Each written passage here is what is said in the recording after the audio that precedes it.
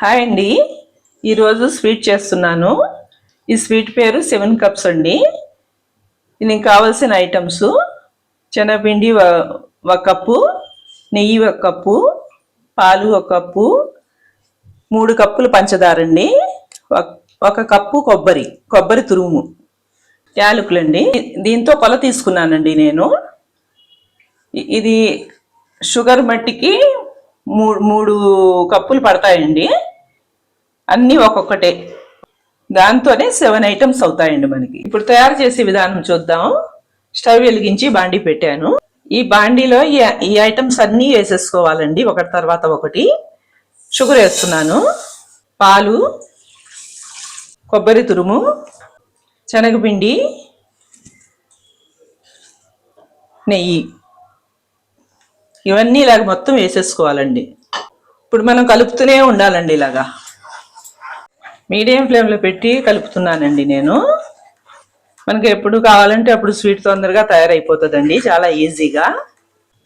దంచిన యాలకులు వేస్తున్నాను. ఇప్పుడు మన ఫ్లేమ్ కొంచెం చూసుకొని తగ్గించుకొని కొంచెం హై పెంచుకొని చేసుకుంటూ ఉండాలండి. బుడగల్లాగా వస్తున్నాయి కదా, ఫ్లేమ్ చూసుకొని మనం పెట్టుకుంటే బాగుంటుందండి. ఇలా తయారవుతూ ఉంటుందండి. ఈ ఐటెం చాలా బాగుంటుందండి, ఎందుకంటే పాలు, పంచదార, పచ్చి కొబ్బరి తురుము, శనగపిండి, యాలకులు వేసాం కదండి, చాలా టేస్ట్గా ఉంటుంది. 7 కప్స్ స్వీట్ రెడీ అయిందండి. ఇంకా ప్లేట్లో వేసేసుకుంటున్నా. ప్లేట్కి నెయ్యి పూసి పెట్టానండి,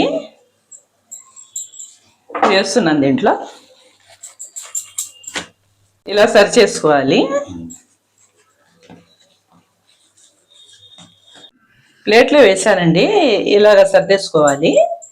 తర్వాత కట్ చేసుకోవాలండి కొద్దిగా ఇలాగా. మరీ ఆరిపోకుండా ఉంటప్పుడే కట్ చేసుకోవాలి, గట్టిగా అయిపోతుంది అప్పుడు.